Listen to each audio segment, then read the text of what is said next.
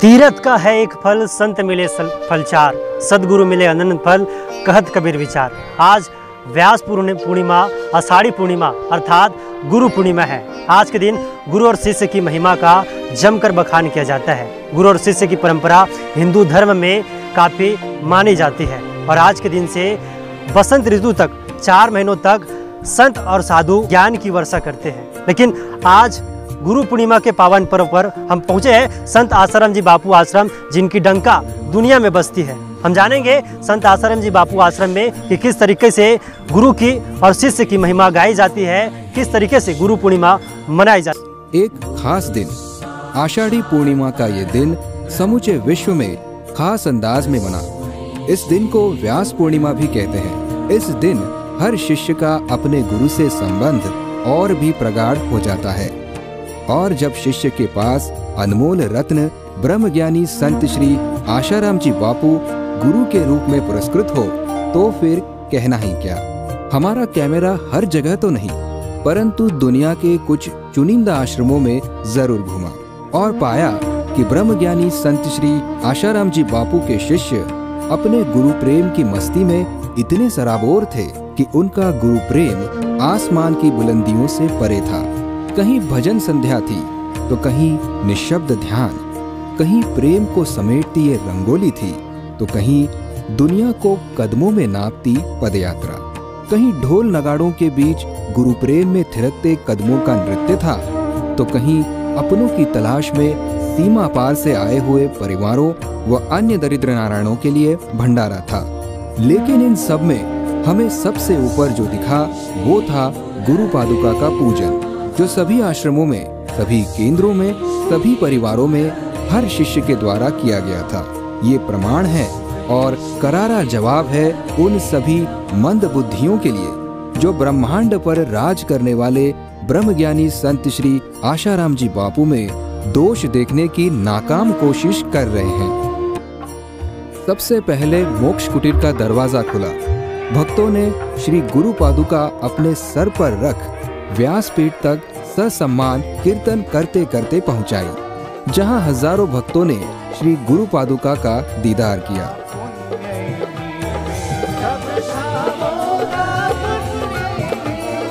चरणामृत से भाग्य बनाओ, चरणामृत से भाग्य बनाओ, चरणामृत से भाग्य बनाओ, चरणामृत से भाग्य बनाओ।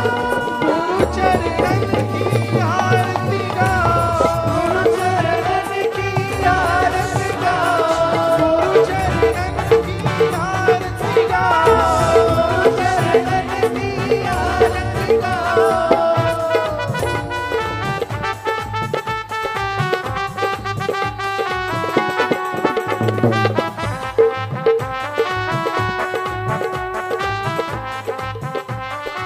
भक्तों ने अपने भाव अलग अलग अंदाज में व्यक्त किए। किसी ने ध्यान से, किसी ने भजन से तो किसी ने अश्रुपात के जरिए अपनी बात बापूजी यानी अपने गुरुजी तक पहुंचाई।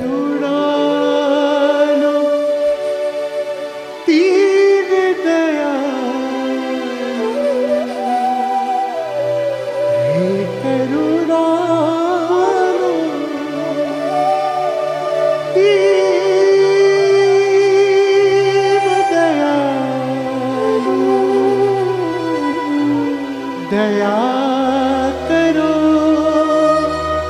महाराज,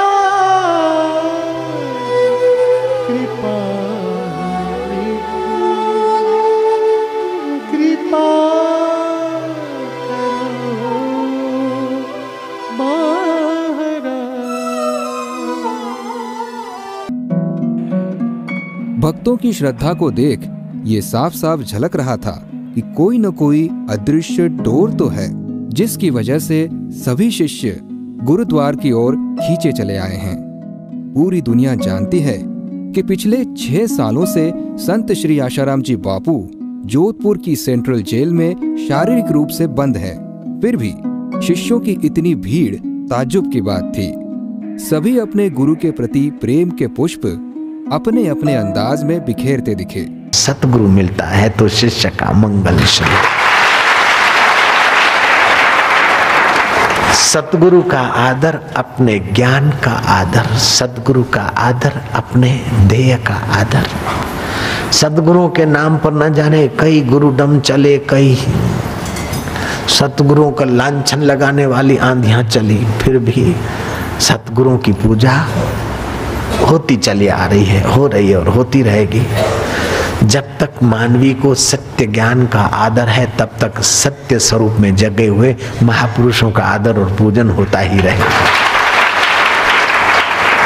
देवताओं का राजा इंद्र अपने गुरु बृहस्पति को पूजता है और मनुष्यों का राजा और प्राणी मात्र के दिल का राजा राम भी अपने गुरु को पूजते हैं। शिवाजी भी अपने समर्थ को पूजते हैं। ज्ञानेश्वर कहते हैं कि हे गुरु भक्ति तू मेरे हृदय में सदा रहना। गुरु पूर्णिमा एक ऐसा पर्व है जो साल में एक बार आता है और हर शिष्य वो चाहे किसी भी कोने पे रहे वो इस दिन अपने गुरु के दर्शन करने जाता है। गुरु की महिमा भगवान शिव कहते हैं, गुरु बिना भवनिधि तरही न कोई, जो व्यंजन संकर सम होई। मतलब गुरु के बिना चाहे यदि भगवान शिव को समान कोई बन जाए कि वो नया सृष्टि बना दे, फिर भी वो परम तत्व को नहीं पा सकता। ऐसी गुरु की महिमा है। हम सब युवा सेवा संघ के भाई हैं। हमारे संत, हमारे पूज्य गुरुजी संत श्री आसाराम जी बापू पिछले 50 वर्षों से समाज की सेवा में लगे हुए हैं। इन्होंने हर प्रकार की समाज की सेवा की है। युवाओं के लिए, बच्चों के लिए बाल संस्कार हैं, युवाओं के लिए युवा सेवा संघ है, महिलाओं के लिए महिला उत्थान मंडल है और जो बड़े हैं उनके लिए भी अलग व्यवस्था है। लेकिन विडंबना ऐसी है, 50 वर्षों की सेवा एक तरफ, तो एक छोटा सा जो केस है वो भी निराधार वो एक तरफ। आज 8 साल से पूज्य गुरुदेव जेल में हैं। उन्हें नहीं छोड़ा जा रहा है। उन्हें जानबूझकर जेल में रखा गया है। क्यों? ताकि इस देश में पुनः विधर्मियों का उनका प्रभाव बढ़ा है। जैसे अभी आप देखना, अभी आसपास में जो पादरी हैं, जो धर्मांतरण करने वाले हैं, इनका प्रभाव बहुत ज़्यादा बढ़ गया है ना। संत आधार स्तंभ है। संत के द्वारा ही समाज को, राष्ट्र को धर्म का ज्ञान मिलता है और वहीं से धर्म पनपता है। आज हमारे बच्चे संस्कारहीन हो रहे हैं क्योंकि उन्हें धर्म की बात मिलता ही नहीं है। हम बच्चों को स्कूल में क्या पढ़ाते हैं? केवल पेट पालू विद्या है और कुछ नहीं है। न हम उसमें हमारा न धर्म ग्रंथ है, न ही हमारे जो देशभक्त है उनकी महिमा है। हम उनको ये वही सिखाते हैं कि केवल अपना पेट पालो, अपना घर परिवार, यही सार है। यदि इस देश में ऐसे ही रहा तो बहुत जल्द ही भारत पुनः विधर्मियों के हाथ में चला जाएगा और पुनः इनको गुलाम होने से कोई नहीं बचा सकता। देखिए, आप भी जानते हैं 8 साल हो गए हैं और 8 साल से गुरुजी को ना एक दिन के लिए भी पैरोल मिली, ना ही बेल मिली है। जबकि हमने कुछ दिन पहले सुना था, पेपरों में पढ़ा था कि प्रधानमंत्री के हत्यारे को भी बेल दे दी गई। क्यों दे दी गई? क्योंकि उनकी उम्र बहुत थी। तो हमारे गुरुजी की उम्र नहीं है क्या? वो भी 35 ईयर्स ओल्ड है। दूसरी बात हमने सुना था, पढ़ा भी था कि सुप्रीम कोर्ट ने कहा कि कैदियों को थोड़ा रिहा किया जाए जिससे कि कोरोना ना फैले। कोरोना फैला, जोधपुर जेल में भी फैला। हमारे गुरुजी भी इससे प्रभावित हुए। इतनी 85 ईयर्स ओल्ड में उन्हें इतने सारे इंजेक्शन लगे और उसके बाद पोस्ट कोविड उनको जो प्रॉब्लम्स हुई हैं, अभी भी चल रही हैं, उसके बाद भी क्या मानवता कुछ नहीं होती है? ये किस तरह का कानून है?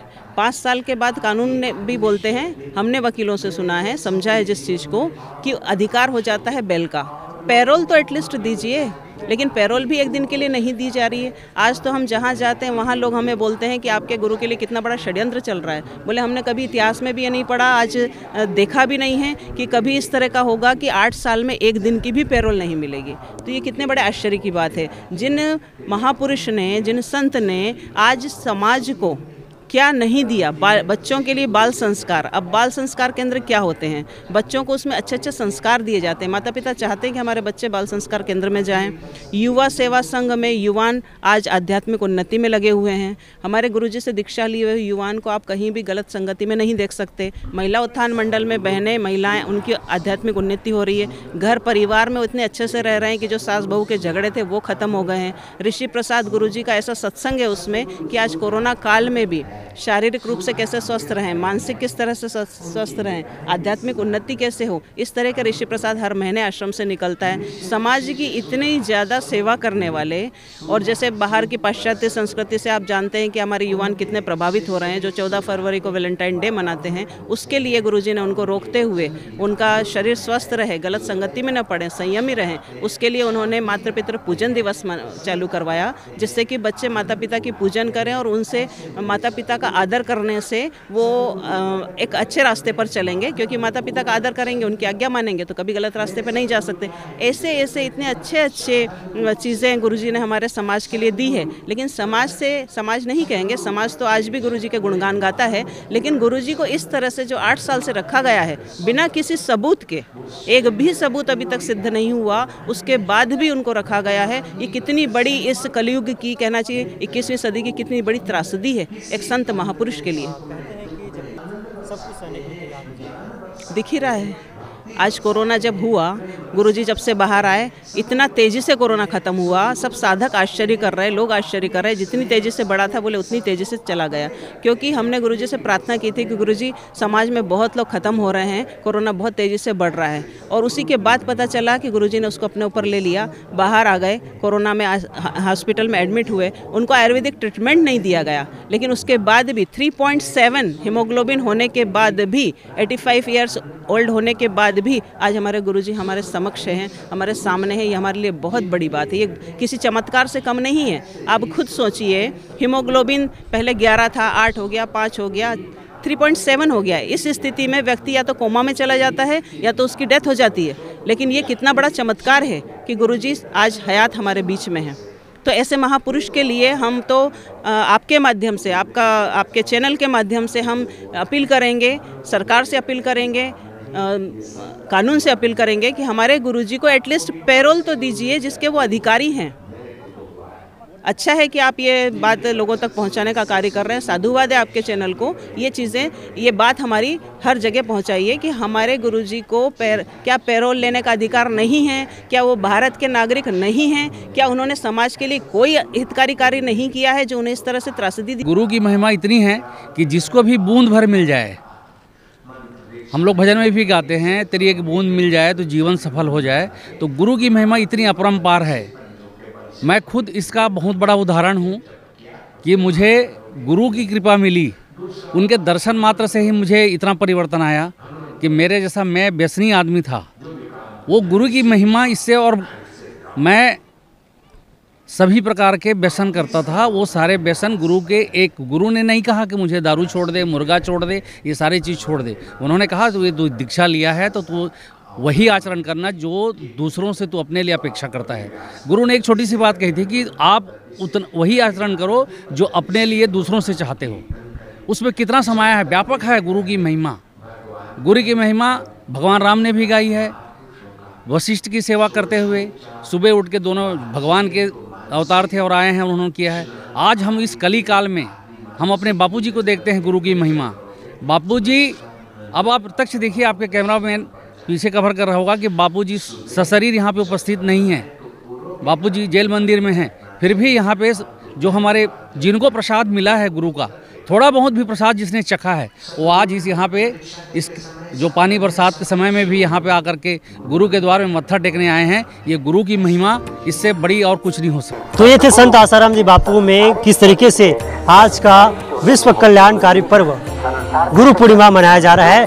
लाख आरोप के बावजूद भी हजारों साधक संत आसाराम जी बापू आश्रम में पहुंचे। आप सीधे तस्वीर देख सकते हैं कि किस तरीके से यहाँ पर गुरु पूर्णिमा पर्व मनाया जाता है, बड़े धूमधाम के साथ, सोशल डिस्टेंसिंग के साथ। लोगों ने सतर्कता बरती है और अध्यात्म और सरकार की गाइडलाइन को ध्यान में रखते हुए गुरु पूर्णिमा का पर्व पूरे देश नहीं बल्कि विश्व भर में आज मनाई जा रही है। ये थी संत आसाराम जी बापू में गुरु पूर्णिमा पर्व की कहानी।